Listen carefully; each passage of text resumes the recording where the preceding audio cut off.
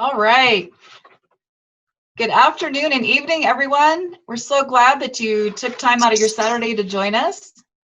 My name is Michelle Day. I'm the Director of Alumni Engagement for the Western Region, based here at the Prescott campus, and I'm also a 1991 Prescott graduate. And just thrilled. This is the kickoff to our historic virtual homecoming for 2020. Historic homecoming for an historic year. Enough said. So our STEM panel today, we're so proud, made up of very highly educated, accomplished, experienced women. All are graduates of Embry-Riddle Aeronautical University. Before I introduce them, I would like to acknowledge the group effort that created this event. My colleagues, Dr. Melanie Wilson, Director of the Women's and Diversity Center, there she is, and Dr. Ann Betcher, Director, Undergraduate Research Institute and Honors Programs, both here on the Prescott campus. So I wanted to welcome them. Thank you, Ann and Melanie. I'd also like to thank our alumni engagement crew, our Executive Director, Bill Thompson, Senior Director, Edmund Odarte, Cindy and Jana. They're awesome. They've made all of these things possible to look so nice and run so smoothly. So what we did, which was kind of fun for this, we had students. We got students to volunteer and come up with ideas on questions that they'd like to ask our panelists, and we really appreciate them and their contributions. So what I'm going to do is introduce each one, and they will say a little bit about themselves. So Day, let's go ahead with you. Hi, my name is Day Ibrahim. This is my 5th year at Embry-Riddle Prescott campus. I am double majoring in software engineering and simulation science, games, and animation. I'm going to be graduating this May, hopefully. And I'm involved in a few things on campus, mainly being I am this year's president of the Women Ambassadors Program. And I'm very excited to be here. Wonderful, thank you. Okay, Parker Landon. Hello, my name is Parker Landon. I'm a junior here at Embry-Riddle Prescott. I'm pursuing a dual major in computer engineering and space physics. I plan on finishing hopefully by next year. And I'm also active in our music club and then also a member of the Society of Physics Students. Fabulous, thank you. Michaela. Hi, my name is Michaela Adams. I am currently a senior studying cyber intelligence and security with a minor in Mandarin Chinese. I am also involved in the Women's Ambassadors Program here at the Prescott campus, and I am also president of the Women in Cybersecurity chapter at the Prescott campus. Thank you, Michaela. Wow, you are all very accomplished. We're proud to have you here. So I'd like to let you know how the event's going to be organized today. The students will ask each panelist their questions, and the panelists will be introducing themselves and giving a quick bio. And at the end of each panelist's presentation, the guest audience is welcome to, through chat, ask questions. And we will do that for each panelist. And then at the very end, we'll open it up to questions for anyone to answer, if we have any. So I would like to get started. Kathy Wood is our first up. So Kathy, would you like to start us off? Thank you, Michelle. So as Michelle stated, my name is Kathy Wood. I am a 1993 alumna of the Prescott campus, where I received my bachelor's in aeronautical engineering. I'm also a 2018 graduate of the worldwide campus, where I earned my master's in engineering management. And I'm currently finishing my research through Trident University, where in April I will be completing a doctorate in business administration with a focus on strategic leadership alignment and its impact on business process innovation. So after graduating from Embry-Riddle in '93, I worked for 3 years at Allied Signal Aerospace before I moved to the landing gear division of Goodrich Aerospace in Cleveland, Ohio. I worked there for 5 years, and then I transferred to the Aerostructures division of the same company in San Diego, California. Largely due to an amazing company culture where I was encouraged to learn, take risks, and continually grow, I just celebrated my 24th anniversary with the company, which is now Collins Aerospace, a segment of Raytheon Technologies. And I'm responsible for all functions that are required to develop and manufacture commercial and business jet nacelle systems. Okay, so I think Day, go for it. So my question to you is, how has being an ERU alumni helped you in your career? I think the most significant advantage of being a Riddle alumna is that it's given me opportunities that I otherwise might not have been given. And to be clear, this really doesn't have anything to do with being a female in STEM, because being on the hiring side of the fence, I can tell you that I've seen the same thing happen with plenty of male graduates as well. The reputation of the university absolutely precedes itself in the aerospace industry. And as a hiring manager, I know firsthand the influence that having a degree from Riddle has. Two common beliefs that I feel very strongly about, I think are absolutely valid, are that the caliber of Embry-Riddle students is a notch above other engineering schools, because not only do you have to have a high level of intelligence to be admitted, but you also have to have a level of maturity and commitment to be able to graduate. Second, I think the curriculum provides an outstanding balance of traditional classroom work along with lab work that gives Embry-Riddle grads a level of hands-on practical experience that many undergraduate universities don't offer. So that ability to translate theory into practical application is really important to the companies that new graduates will be trying to hire into. Okay, I think I had the next question. So my question to you is, how do you find work-life balance just with everything that's going on in your life? And how do you suggest students to start creating that sort of routine during college? Well, overall, my work-life balance is pretty good these days, but that wasn't always the case. And it might have taken me longer to get to where I have and to figure out how to manage it well. So I think this is a really good question to ask at this point in your career.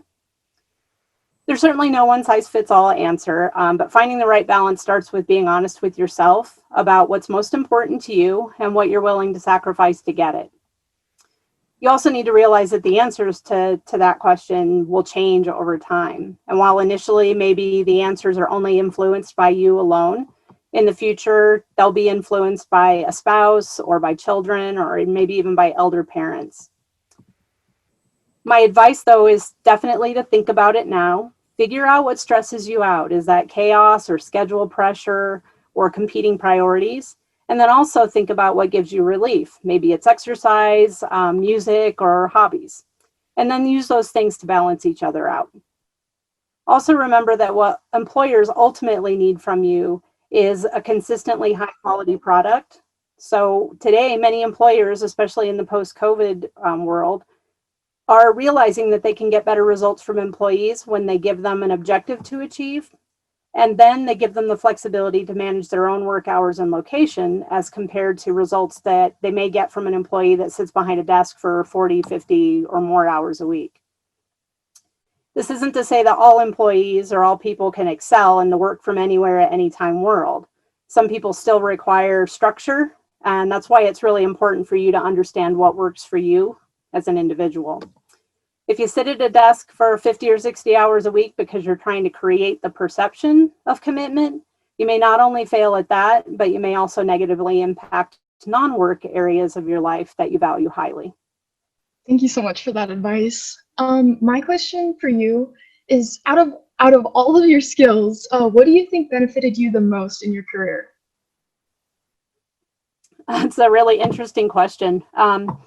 And I find that interesting because there's a set of skills that you have to have in order to compete in your space, whatever that is. And then there are those skills that you'll develop that will differentiate you from your peers and help you to accelerate your career. So the second set of skills are critical, but without the first set of skills, you won't get the opportunity to benefit from them. Certainly being a woman in a STEM environment, STEM occupation is very different today than it was when I started my career back in the mid-90s. Today, there's a very different level of natural acceptance of women in aerospace, whether that's in flight or in engineering or in any other part of the aviation environment. But there's also a different expectation that companies hold for their hiring managers regarding diversity. Regardless, though, I believe that you must first have a strong set of basic skills through which you can earn the respect of your coworkers and your leaders. Without that respect, it's difficult to be recognized and to be heard. For me, that skill set was technical, since my bachelor's degree is in engineering. But beyond that, beyond the knowledge that I gained at Embry-Riddle, I was also able to discuss kind of everyday things with coworkers, like working on cars with my dad. I lived on a farm, so I built barns and sheds, repaired farm equipment. Making those sort of kind of normal everyday connections with people is also very important. And then to develop me or to differentiate me from my peers, I think the skill that was most beneficial to me was the ability to develop very strong working relationships with my leaders and my peers, and then eventually my subordinates. Developing highly effective teams across very diverse functions has been critical in order to develop and manufacture new products on time and on budget, while meeting demanding customer and regulatory requirements as well. So a key part of developing those teams is understanding and appreciating diverse perspectives. I think that when people feel that they've been heard, they're far more willing to follow my direction, even if they don't think it's the best solution, because they know that I've considered their input fully and that my objective ultimately is to ensure the collective success of our team. And remember always that you can achieve so much more through respect than you can through title or position. Thank you for that. I also have one last question for you. Regarding salary negotiation, it can be a little intimidating as a woman going into that sort of topic, but what advice or tips can you give to women trying to go into STEM regarding salary negotiation? I think my advice here probably applies equally to men and women seeking a position in just about any field. First, I would suggest that make sure you take the time and you have good data to base a decision upon. Know what the market salary ranges are for the position that you're applying for, and know that information in the context of the job location and your level of experience. Salary ranges vary greatly across the country and certainly across the world, so it's really important that you understand that information in the context of the specific position and location. And second, I would say, please take my word for it that salary is not everything. It certainly isn't the most important thing, and I know it's been a while since I graduated, but I do still remember the pressure of student loans coming due and the competition that was amongst friends and myself about who was going to get the best offer. But in reality, looking back on it, I would say that many of us were misguided back then on what defined the best offer. You know, in hindsight, I can tell you the things we should have defined it by included opportunities to learn, maybe through a rotation program within the company or through an employee scholar program that would pay for advanced degrees. And it should also include working in a company that has a terrific culture, that encourages calculated risk-taking, that empowers you to take ownership of your work product, and challenges you to step outside of your comfort zone. When you have these things and you take advantage of them to the fullest, the money will definitely come. And my opinion is that you'll find that what you do will be so rewarding that the personal fulfillment that it brings to you will often outweigh some of the more tangible things like salary. As I mentioned earlier, remember also that higher salary comes with more responsibility and a higher set of expectations, and those things won't always align with what's important to you in other aspects of your life. So you need to make sure that you make decisions with your eyes wide open and have an escape plan in case things don't work out quite the way you thought they were going to. Kind of in closing on that question, I would say specific to today's world and in our COVID and post-COVID environment, considering salary and opportunities really needs to be taken with a great deal of humility, especially if you're seeking an employment in one of the highly impacted industries, such as aerospace. Getting your foot in the door at a company, maybe it's not for the best salary, maybe it's not the best job, maybe it's not your ideal first job, but if you can get your foot into the door of a company where you have a lot of runway and you have opportunities for movement and for growth, I think that you'll find that that would be a very wise move in the current environment. Holding out for the perfect job in the post-COVID world, especially in aerospace, is very challenging and somewhat risky. Great, thank you, Kathy.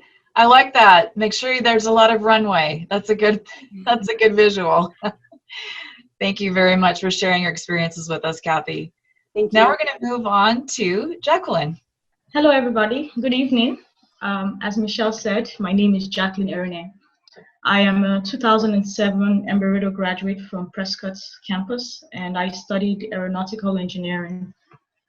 Upon graduation, I worked in the private sector for an aircraft manufacturing company for approximately 8 years, where I was a senior engineer responsible for secondary flight controls development, testing, and integration. Currently, I work for the FAA, and my focus is on new and emerging technologies, developing guidelines and standards for unmanned aircraft systems, urban air mobility, and advanced air mobility. So it's a pleasure to be here to talk to you today. Thank you. Okay, so I have the first question again. So when you graduated college, did you feel like you were ready to enter the quote-unquote real world? So college experience is relative across individuals, but I can sincerely say that the aerospace engineering degree I got from Embry-Riddle is of great quality. It was a tremendous blessing to have been taught by some of the best professors. I remember Dr. Thomas, Dr. Senzmeyer, Dr. Don Rabin, Dr. Felton, Tom Galley, Professor Jim Hebling, Dr. Beck, and these professors had so many years of work experience, and they brought applications to the classroom, which was the ultimate preparation for us as students to get into the workforce. So students always want to know why a concept is being taught, or why should I care about this material you're teaching? And these professors were really good at Embry-Riddle. I'm not sure if all of them are still out there. I'm sure most of them have moved on. But beyond the theoretical aspects of learning, the academic program was very hands-on and practical. So we had a lot of labs. We were exposed to materials testing, structures testing, wind tunnel testing. And when I started working in the industry, I really appreciated the depth of the curriculum. It covered areas of structures, design, propulsions, control systems, aerodynamics. And then there was also technical writing as well. So when I took senior design, which is the capstone project, it was laid out similarly to a new product development program in the industry that I worked on. So you start off with feasibility studies, you go to the concepts, then the development phase of critical design, detailed design, prototype testing, you have component testing, systems testing, flight testing, and then you get to implementation. And when I was also a student, we always used to gripe and grumble about technical writing.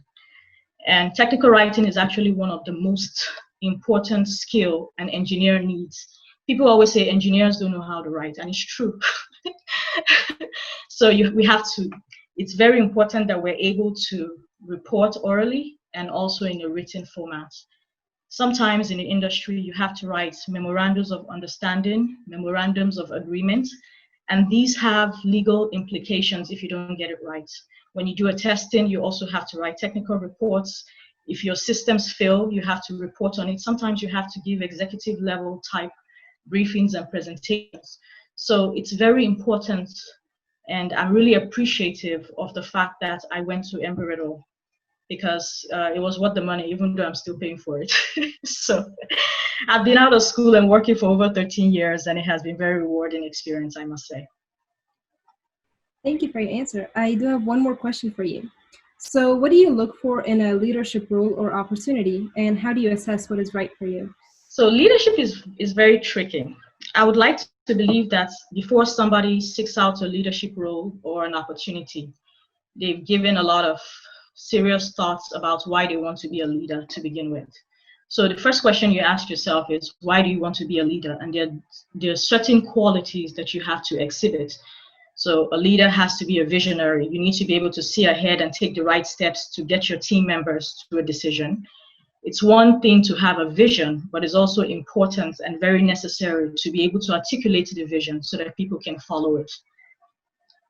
You also have to have honesty and integrity. There's the ethics part of it. And from an engineering standpoint, the work you do has to be ethical. Your design, your calculations, you really can't cheat your way through design, because you have to ensure that you're making a safe product. For example, if you're building an aircraft, You have to have a lot of high integrity about that. Otherwise, you're going to have a product that continually fails and it could affect the lives of people. Then a leader also has to be very decisive. You rarely have eternity to make decisions. Sometimes you're expected to make decisions right there and on the spot. The leader has to be committed. You have to be able to communicate, not just normal communication. It has to be effective. And a leader also has to have the ability to delegate. One thing a lot of people don't like is to work for micromanagers. When a leader delegates, he also grows, or she grows, her own people. And you give them an opportunity to build trust between your employees and also the leader. So this is not an exhaustive list. I'm sure there are also other qualities a leader has to exhibit. But before you go seeking a leadership position, you really have to prepare yourself. Sometimes you seek the leadership position, and sometimes people will reach out to you. People are always observing you, how you interact, and how you carry on yourself, and how you carry on about your job duties. People notice when you can deliver, and in STEM, it's all about delivery. Whether man, woman, people want results. That's all that matters. And then networking also increases your chances of filling a position. If you network, you have good networks of people, you realize that somebody might think about you, and they end up saying, oh, I remember I interacted with this person. Let me reach out and see if she's available for an interview or something like that. And then how do you know if the position is right for you? Sometimes you have no idea of what you're getting yourself into, but you just go for it. You find out when you get in. Sometimes it's a disaster, and sometimes you excel at it. So from an engineering perspective, a lot of engineers, we enjoy the technical leadership side of things, and then you also have the path for managing people. Engineers typically don't like people management. They just want technical. 2 + 2 = 4. Kinetic energy is half mv squared. Put it in a report and let's go. So they don't want my fingernail chipped, I couldn't make it to work today. They're really not interested in that. So it just depends on the career path that you choose to go. Do you want to go in the technical path, or do you want to go in the managerial path? And that a position does not say manager does not mean that you're not a leader. In engineering, you could have different positions as a technical lead. Sometimes you're given the opportunity to lead special projects. Sometimes you're also asked to lead redesign efforts. So leadership comes in different ways, and it really depends on the structure of the organization. Obviously, you can only have so many managerial positions that are open at a certain time. So some just want the technical path and some want the managerial path. So it just depends on what the interest is. Thank you very much for that insight. I have the next question. Do you feel that you also have equal opportunities compared to your male counterparts? Yes, I do. So after I say that, I would also like to say, you never go into a work environment comparing yourself to anyone. Never. It is very counterproductive, and it's one of the quickest enablers for us to lose focus. So you set aside the comparisons, and as far as I'm concerned, being a woman is not a handicap, and it's not a hindrance to anything you want to achieve. So I've worked, and I still work with some of the best and the brightest minds, both men and women.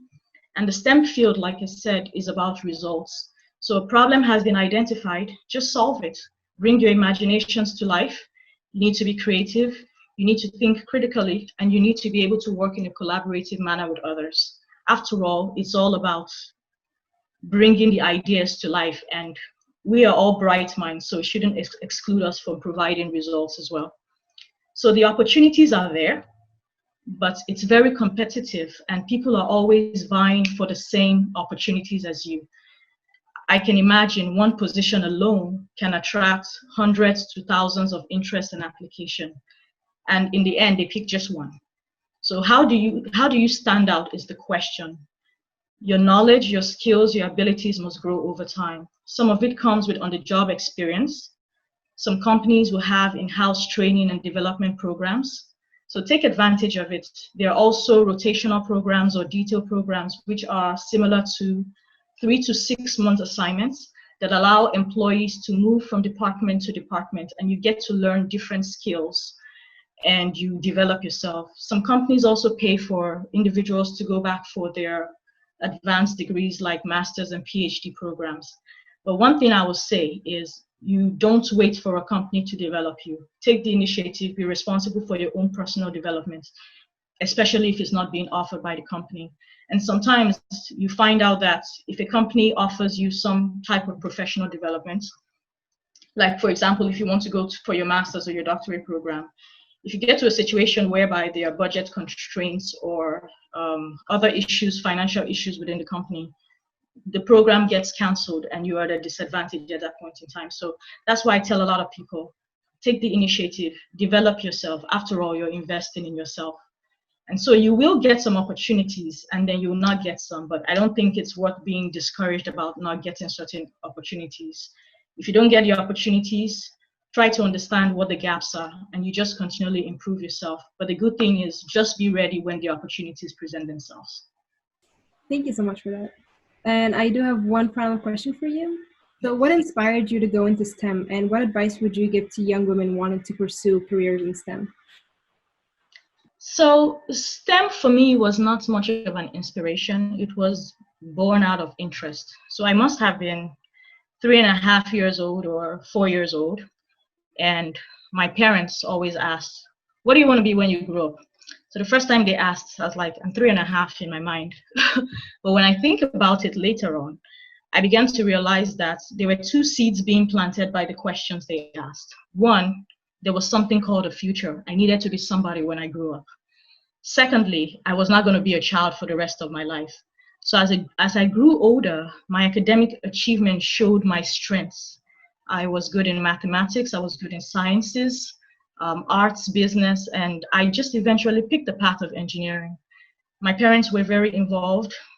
They checked my grades, not just me, all my siblings. And I remember there was a time that I didn't do well. And my mother said, look, the person that did well, their head, it cannot be bigger than yours. So you need to figure out how to be the best in whatever it is you do. So as I grew and I progressed through my academics, I began to realize that, okay, I wanted to pursue the path of engineering, actually, but I wasn't certain on the exact course of engineering. And my parents asked again at some point in time, and I said, I want to be an engineer. What kind of engineer? I was like, maybe aerospace, maybe piloting, something like that. And my parents were very honest. They said, hey, listen, when you want to choose a career, you need to make sure that you understand the difference between a career and a hobby, because that's going to set you aside. And also when you want to pick an engineering specialization, pick something that is unique, you know, something that's, so as like an aerospace engineer, I remember when I was at Embry-Riddle, there were about 2 ladies or 3 ladies in our classroom, and you could have 20-something, 30-something guys, and it was not uncomfortable at all, because that's exactly, that classroom translated to the industry. So my parents also told me that I needed to have so many other options. So I got an undergraduate degree in aerospace engineering. I have a master's degree in economics, and I'm currently pursuing a doctorate degree in transportation planning and engineering. And what this does, it has given me a vast amount of options. If something doesn't work, I say bye-bye and I go to the next thing. But I'm never out of options, and I'm never at the mercy of anybody, because I've created these options for myself. So when students want to go into STEM, I think it's very advisable. But one thing I see is STEM is always looked at in isolation. It's, oh, there's science, there's technology, there's engineering, there's mathematics, but actually they're all intertwined. Because in my engineering program, I had to take a lot of mathematics courses. And then when you get in the industry, you get exposed to applications that have to do with mathematical modeling. So even as somebody who has a good understanding of what mathematics is, because I also got a minor in mathematics from Embry-Riddle as well, I'm able to apply myself in a different way. So mathematics is in science, mathematics is in technology, mathematics is in engineering, and you cannot look at it in isolation. So, and sometimes we could also go to school and begin to realize that, oh, I studied aerospace engineering, but a lot of times you may not really even do what you went to school for. I have a friend who studied computer engineering, and he ended up as a medical doctor. I have another friend who studied aerospace engineering. He worked in the industry, he got an MBA, he continued working, and then now he's a lawyer. So it's not odd to transition from one career to another, but the whole idea is that you're prepared. And even someone who studies computer science and engineering, those same applications are in the medical programs because you have things like biostatistics and biomedical aspects that need engineering skills and quality. So I think for individuals who want to go into STEM, they just need to understand how they can use the degree. And I think maybe it's going to get them a little bit more encouraged. So good luck to them. Wow, thank you so much. Very inspirational. Okay, Zoe, are you ready? I don't know how I'm able to follow that. Oh, yes, you can. I'm Zoe Crane. I graduated from Embry-Riddle Prescott last year in May of 2019. I have 2 bachelor's degrees, one in aerospace engineering and one in space physics. And I'm finishing up. I've now been working at NASA's Johnson Space Center in Houston, Texas for the last year and a half. I'm in training to become a flight controller, specifically a trajectory operations officer for the International Space Station. And I play like soccer, I like music. I have non-STEM related things too, so I have attempted to be well-rounded, but yeah, that's me. I like space quite a bit. And when you were a student, you were the president of SGA not once, but twice. Is that correct? Yes, thank you for reminding me. Yeah, when I was in, we're focused on the after. Yes, when I was at Embry-Riddle, I was student government president my 4th and 5th years while I was there. I was music club president for a couple years, and I think I was a resident assistant. Those are my kind of main involvements. Fabulous. Okay. And of course, the Women's and Diversity Center, which is so ingrained in my mind that I could see Melanie, that it just is almost, it's just always been there. But I did work for Melanie for the entire 5 years that I was there. So I worked at the Women's and Diversity Center. I did a lot of programming.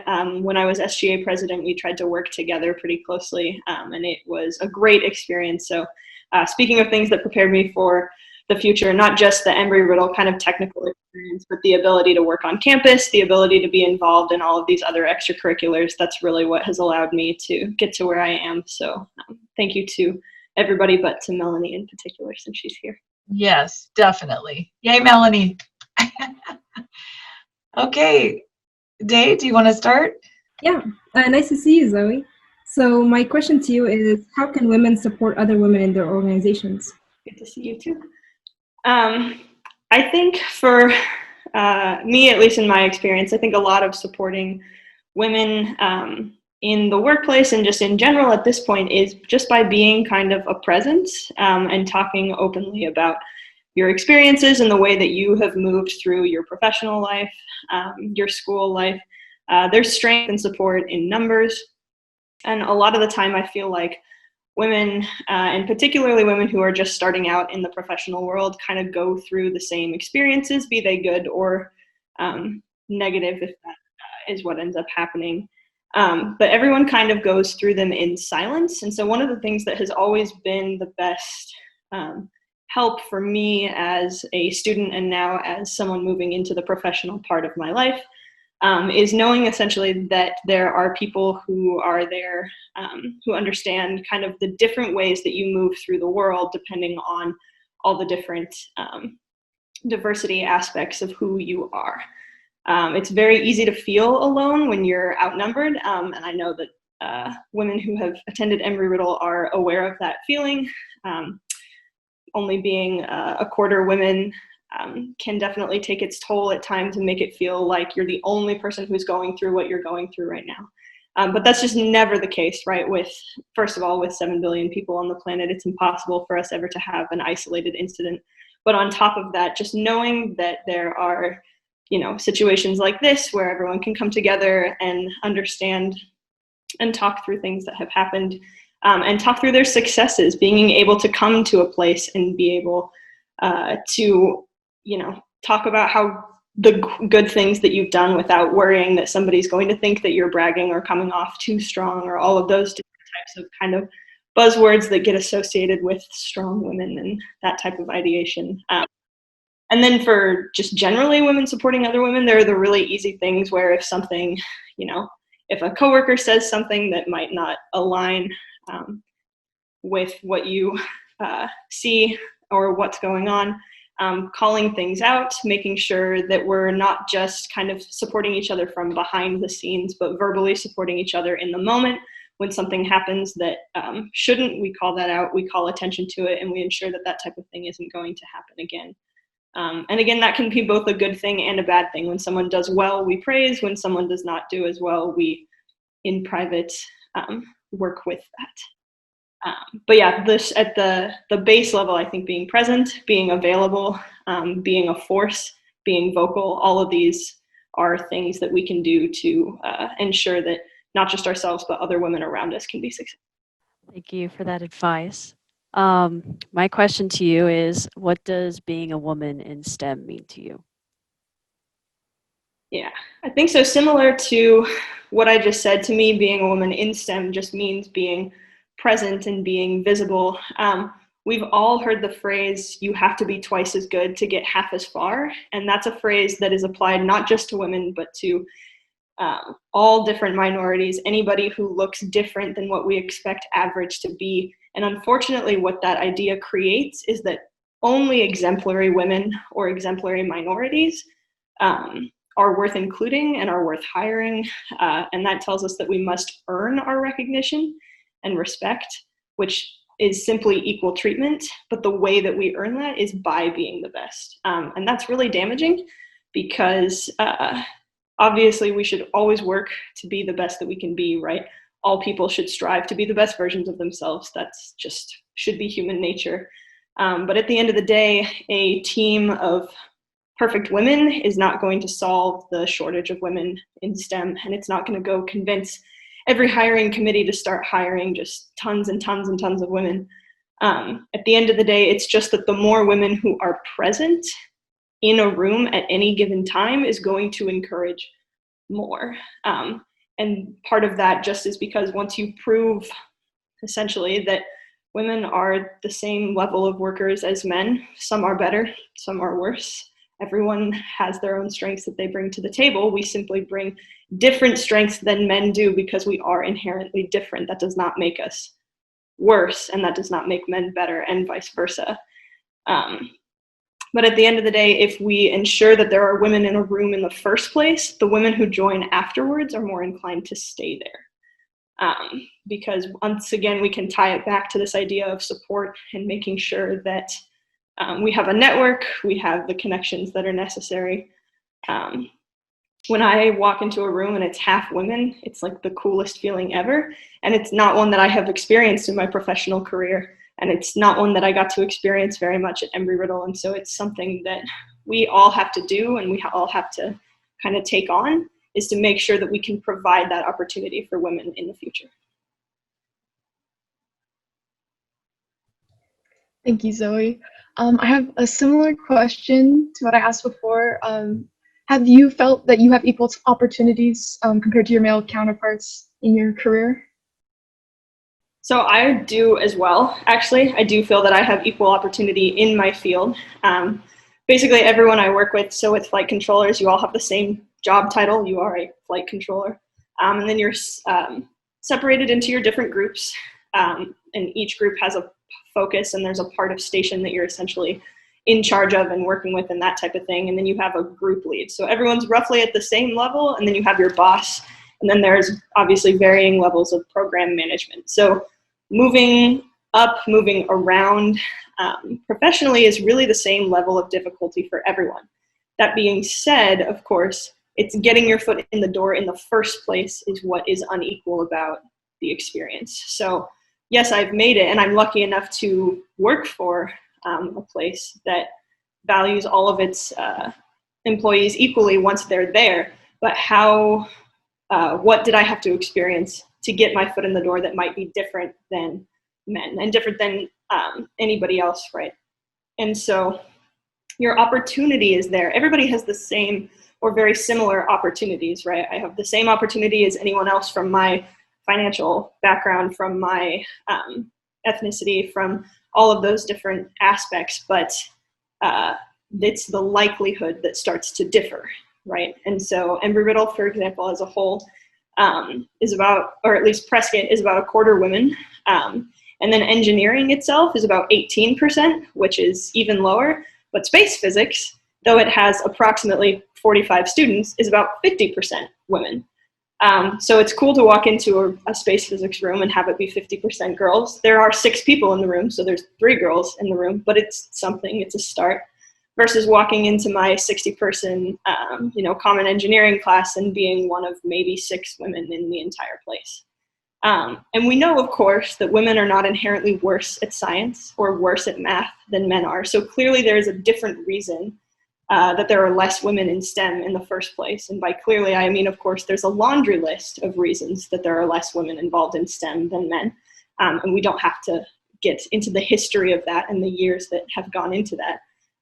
But it's those reasons and it's those roadblocks that have been set up, which is why it was more difficult in the first place to get to where, or it will be, for the most part, more difficult for women and minorities to get to where they are, because they have all these additional things in their way that they have to push through.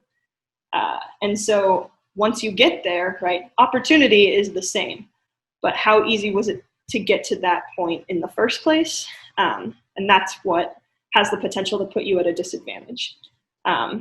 So again, lucky enough to be equal now, but I know that even that is not necessarily a common feeling amongst women in STEM, right? I have multiple friends who have felt like they have been passed over. I have multiple friends who are like, absolutely not. I got the promotion that I got because I was the best, no question.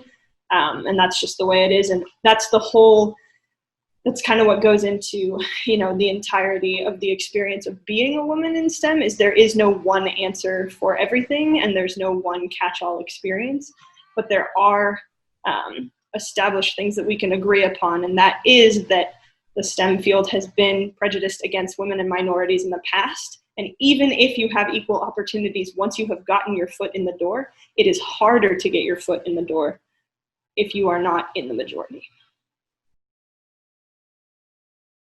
All right. Thank you very much, Zoe. We do have a question, and this will be open to any of the 3 panelists. And this was from Trevor. Women are still considered as a small percentage in the aerospace industry. What are some of the methods that can be used to encourage, increase, and generate interest in seeking aviation careers?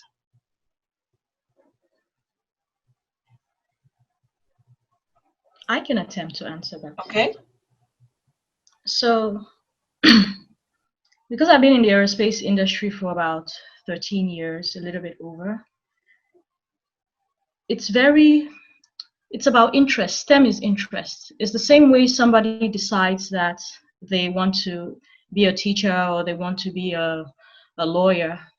Some people consider sciences, technology, engineering, and math a very difficult career path. And sometimes it's also exposure. So I can use a very practical example for myself. When I grew up, I didn't grow up around a lot of things that people in America have exposure to. I didn't have computers. I didn't have after-school STEM programs. But I was still expected to stand out, and I was still expected to perform academically. So I didn't have the extras. So when I came to America, after Embry-Riddle, that's when there was a lot of buzz about STEM. And I realized that you really cannot buy interest. You can't force interest, and you cannot buy interest. So there's been a lot of funding in STEM for so many years, but then you begin to realize that you still don't have a lot of women in STEM. So how do you wake up the interest of the people? Do you start from when they're really young? Because it's quite difficult for somebody to have graduated from school as maybe a lawyer, and then they say, oh, you know what, I need to go to engineering school. It rarely happens. So if it doesn't start at a very young age, then it's also difficult. And then while people are getting their degrees, they also have to have an understanding of the labor market in the United States. if you take a look at the society, for example, right now, you see that there are a lot of jobs that are really not holding. So aerospace engineering is very volatile to a lot of economic changes and economic events. 9/11 happens, you read an article that maybe United Technologies is laying off a lot of people.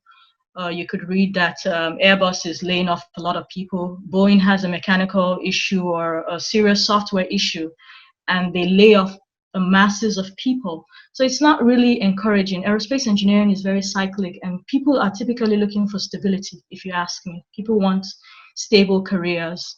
I was once laid off. I remember right after school, my first job was in Colorado. There was a lot of buzz about very light jets at that point in time. And I started working in the company in about, I was there for only 7 months. And then I show up to work one day. They're like, oh, we didn't find any investors. It's time to go. I was like, what does that mean? Go where? So after that, it forced me to change, to adjust my career goals and my objectives based on the economic outlook. And I thought, okay, I need to start gravitating towards an area that would provide me stability in the future. So the aerospace engineering industry is very good.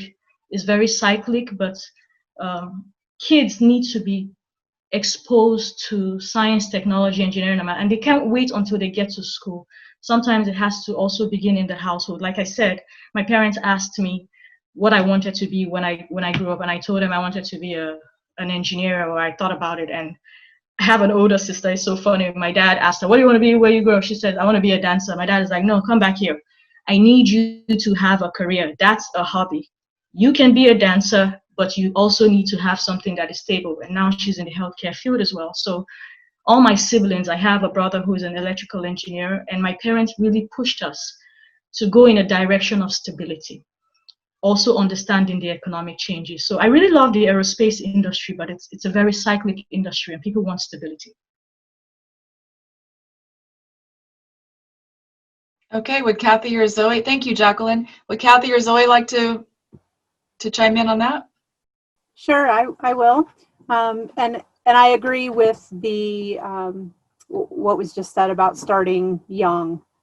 About 10 years ago, I started working with high school girls with my company to get them interested in STEM fields. And we very quickly realized that that was far too late to start. That by the time a young woman enters her freshman year of high school, she knows what she wants to be when she grows up, at least most of the time. Sometimes that's in a STEM field, but quite often it's not. And so what we started doing, the company sponsored many of us to start working with grade school children, and sometimes even younger, to get them interested, to make them aware that these are opportunities. Because even for the young boys, they don't always know when they're 8, 9 years old. They don't know what's out there and what opportunities there are and what things they could be when they grow up, if they don't have an older sibling or a parent or a grandparent. Sometimes they just aren't aware. So we spend a lot of time working in the middle schools and the grade school, introducing children to the STEM fields. And I agree as well with the stability aspect of it. And it's one of the nice things about working for a company that has a solid footprint in commercial aerospace, as well as in military and defense. Because quite often when one side of the cycle is up, the other side is down. And so you can still be in the aerospace industry and have that stability as well. Thank you, Kathy. Zoe, did you want to add anything to that? I don't have anything specific to aerospace, no. Okay. All right. Well, that was all the questions that we had. This has been fabulous. I am so glad that we were able to pull this together, that you're all here, all your contributions, everybody. This is what makes the magic. This is what makes it happen. And Embry-Riddle really is a special place. And I could maybe personally add to Trevor's question. I was fortunate. I had a father and a stepfather who never once told me, you can't do that because you're a girl. Never. And I loved watching the crop dusters fly by our house. And when I found out about Embry-Riddle, there was no place else I wanted to be. and I loved every minute of being here. And then having the opportunity to be around all of you now, it's fabulous. So I want to thank all of you for joining us. Thank you, Michelle, and thank you for the panelists. Again, for those who don't know me, I'm Bill Thompson, Executive Director of Alumni Engagement, Prescott grad as well, here stationed in Daytona Beach. But actually, Michelle, since we do have time and we're at 10 minutes out, could I ask one question of our panelists? Mm-hmm. So we'll start, we'll stay in the same order if we could. So Kathy and then Jacqueline, as we go from there, and then Zoe. If you had 3 other words of recommendation that you would give to our current students or to our graduates, what would be those 3 words? Or even, it doesn't have to be 3 words. It can be 3 minutes. I'm not sure. But what recommendations would you have? I don't want to put you too much on the spot. So we'll start with you, Kathy, then Jacqueline and Zoe, please. Sure. Well, my advice in the current environment would, one, be to remain positive. I know there's a lot of negativity from many different fronts in the world today, but you're graduating from a fantastic place with a fantastic degree that is going to be very well recognized in the industry that you're moving into. So stay confident, stay positive. At the same time, be flexible, because the world's a very different place today than it was just a few short months ago, and it's going to be different forevermore. So stay flexible and just be open. There are many opportunities, as the 2 other lit panelists said. Who knows where you may go from where you start, but stay open to those possibilities and opportunities.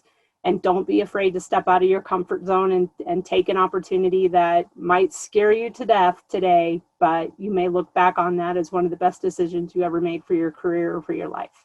Okay, so my turn.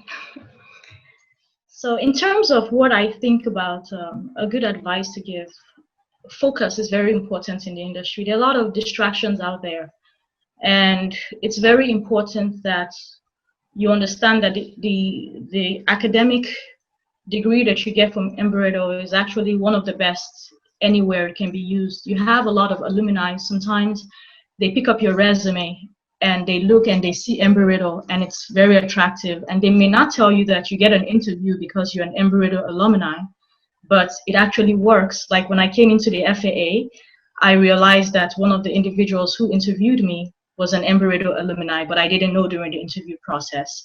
And then I also sought out another job last week, and I was looking through the job because I was trying to change departments. As I'm looking through the job, I realized that I was trying to figure out who was going to interview me. And I see one of the interviewers has Embry-Riddle. He went to school at Embry-Riddle. So it was very encouraging. We never had any conversations about it. And I'm never going to know if I was selected for an interview because of that. I never asked. But I think it has been a very good blessing to go to school at Embry-Riddle. And I think you can achieve anything you want. I said earlier on, being a woman is not a handicap, and it's not a disadvantage in any way. So just go for it, and I believe it will work out well with hard work. Thank you. Zoe. Okay, well, those of you who ever heard me speak before, I'm going to jump back up on one of my soapboxes that I frequented when I was there an SGA president. One of my professors actually at Embry-Riddle once told me, better is the enemy of good enough. And I used to not understand really what that meant, because shouldn't we always strive to do the absolute best? And I still believe that that is absolutely the case. But going back to kind of hearkening back to the question about work-life balance, that's not just from the professional side of it. When you are a student at Embry-Riddle, you have the rest of your life to wear a suit every day and to show up and be very professional, regardless of what career you choose, because you absolutely can go and do things that are not aerospace related, but the vast majority of careers are very professional. And so you have the rest of your life to do that and the rest of your adult life to do that. But enjoy where you are right now. And that's something that if you interacted with me on campus, it might not look as though I ever did that very much. I lived in the library. I was a double major. I was there for 5 years. I obviously had my nose to the grindstone for quite a bit of it, but Some of the fondest memories that I have about Embry-Riddle and the years that I spent there are absolutely the ones where, sure, we were studying at 2 a.m, but it's with your group of friends. And I know, once again, in the COVID atmosphere, that's different, but Zoom exists, FaceTime exists. And so if you have finished something, if you have finished your homework and you understand what's going on, then you're okay for the night. You don't have to keep going. You don't have to keep pushing. You don't have to keep studying. You establish your baseline, and then you remember that at your core, you are a person before anything else, and you deserve to treat yourself like one. And I know that's really hard, and it usually comes up around finals, which is an inopportune time to do so, but please, we must be well-rounded to be successful people, not just successful engineers, but we must be good in general in order to be successful. Excellent. Very good. So we have a couple of questions. First of all, Cecilia, go ahead and ask your question. Hello, my name is Cecilia Ernie, and I had a question for Miss Jacqueline. Can you guys hear me? Yes. Yeah. Okay. Hi, my name is Cecilia Ernie, and I had a question for Miss Jacqueline. Go ahead. My question was, how do you balance out your personal life or your life in school, since you're doing your PhD, with your life and work, with your work environment? No. Thanks, Cece, for embarrassing me. That's my niece, by the way. So it's actually very easy. I think because I've worked in the industry for a very long time, I understand work-life balance. When you show up to work, you still have a life outside work. And there are other activities that I also do. So I like to cycle. There's a trail not far away from me, because exercise is a form of it has wellness and health benefits. So sometimes work can be stressful and you have to find an outlet. Combining with my PhD, I have to say it was a very tough decision I took. And so once I'm done with work in the day, in the evening, I have the next 8 to eternity hours to try to catch up on my PhD and my academics. But I don't regret it. Everything has a timing associated with it. I have to take good care of myself mentally. I have to take good care of my body, and I also have to eat very well, and I have to exercise. So I actually enjoy the decision that I made, and I'm just creating the right balance, because I believe that having a doctorate degree once I'm done will also create a new avenue and an opportunity for me to excel in a different way. So thanks, Cece. Yes, thank you, Cece. I have another question. This was from Sinani, if I'm saying that correctly. Do you think minorities are now being better represented in the STEM field? And that, again, is open to any of our panelists. This is Kathy, and yes, I definitely believe that's the case, and I think it goes back to what Jacqueline and I said earlier about just making more people informed about what STEM is and what the opportunities are. And the more people that get into the STEM field and are willing to share their experiences, like Zoe talked about, to share those experiences with those that aren't familiar, that is only going to continue to grow. And I think that minorities will continue to be more and more represented in the STEM field. What do you think, Jacqueline? I actually agree with that. I think also people really need to know what they can do with engineering. Like, you can introduce a child to engineering, but they also want to know what can they do with it. So there are different types of engineering. You have aerospace, mechanical, electrical, you have biomedical. So the more kids understand what those really are, they begin to naturally gravitate their interest towards what exactly it is about. So some kids might be interested in health. If they understand the biomedical option is available for them, they'll say, okay, health, engineering combined together, I'll go in the direction of biomedical engineering. So it's just helping kids understand what options are available and the different specialties. Okay. All righty. Go ahead, Bill. Well, very good.